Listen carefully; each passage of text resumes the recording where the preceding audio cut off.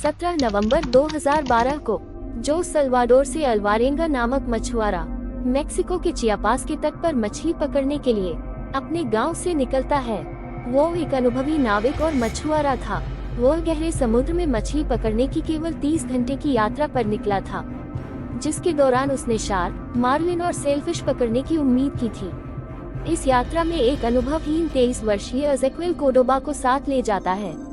समुद्र में मछलियां पकड़ने के कुछ ही समय बाद उनकी नाव, जो कि 7 मीटर 23 फुट लंबी टॉपलेस फाइबर ग्लास स्किफ, जिसमें एक सिंगल आउटबोर्ड मोटर और मछली रखने के लिए एक रेफ्रिजरेटर आकार का आइस बॉक्स था, समुद्री तूफान में फंस गई।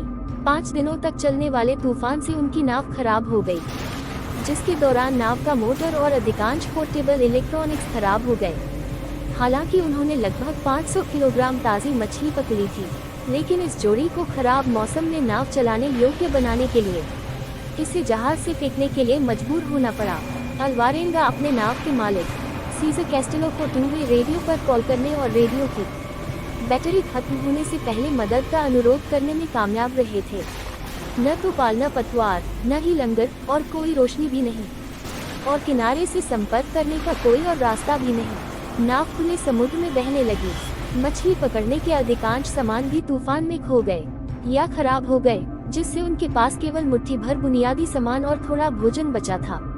अल्वारेंगा के मालिक सीजर कैस्टेलो द्वारा आयोजित खोज दल लापता पुरुषों का पता लगाने में विफल रहा, और 2 दिनों के बाद खोज दल ने कोहरा, धुंध, बारिश और खराब मौसम का हवाला देते हुए खोजी अभियान बंद कर दिया। जैसे जैसे दिन हफ्तों में बदलते गए, उन्होंने अपने भोजन को किसी भी स्रोत से निकालना सीख लिया। अल्वारेंगा अपने नंगे हाथों से मछली, कछुए, जेलीफिश और समुद्री पक्षी पकड़ने में कामयाब रहे, और जोड़ी ने कभी कभी पानी में तैरने वाले भोजन और प्लास्टिक के कचरे को पकड़ा। बारिश होने पर उन्होंने वर्षा से पीने का पानी एकत्र किया, लेकिन ज्यादातर उन्हें कछुए का खून या अपना पेशाब पीने के लिए मजबूर होना पड़ा। अल्वारेंगा अक्सर अपने पसंदीदा भोजन के साथ साथ अपने माता पिता के बारे में भी सपने देखता था।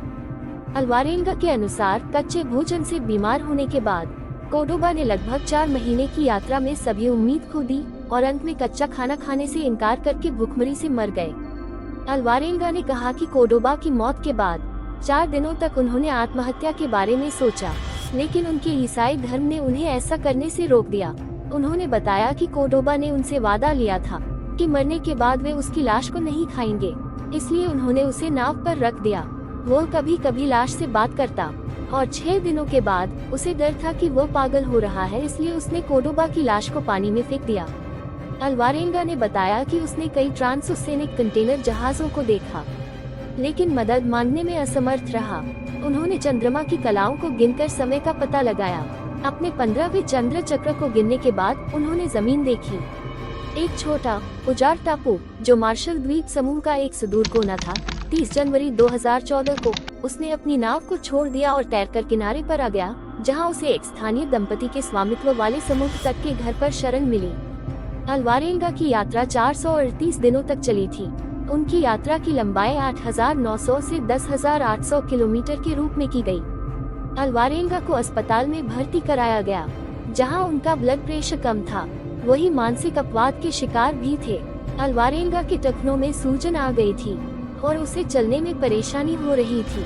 उनका इलाज कर रहे डॉक्टर ने बताया कि उनका स्वास्थ्य पहले से ही गिरा हुआ था और वो उसके डिहाइड्रेशन का इलाज कर रहे हैं। उन्हें अनीमिया हो चला था, उन्हें सोने में परेशानी थी और उन्हें पानी से डर लगने लगा था।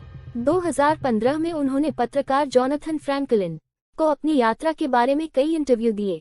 अल्वारेंगा की पुस्तक के विमोचन के कुछ ही समय बाद एज़ेक्विएल कोर्डोबा के परिवार ने अल्वारेंगा पर $10 लाख का मुकदमा दायर किया, जिसमें उन्होंने आरोप लगाया कि अल्वारेंगा ने जिंदा रहने के लिए कोर्डोबा से किए वादे को तोड़ दिया था, उनके समझौते के बावजूद कि कोर्डोबा को मृत्यु के बाद नहीं खाया जाएगा। अल्वारेंगा के वकील ने इन बातों का खंडन किया है।